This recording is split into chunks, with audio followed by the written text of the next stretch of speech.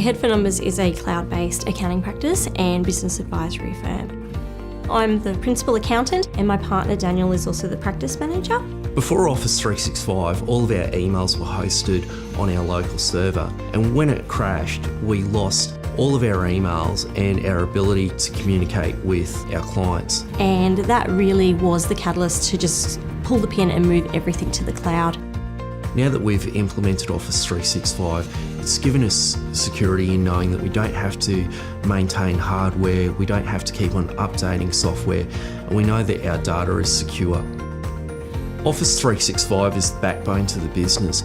We use Outlook almost every hour of the day. We use Excel heavily as an accounting practice, as well as PowerPoint for any presentations that we may do to clients.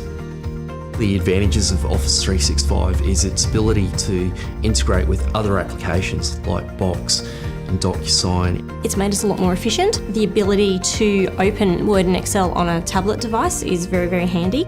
In some of our medical appointments, I don't want to be carting around a big laptop. Office 365 has really helped our business achieve our aspirational goal of becoming a paperless office.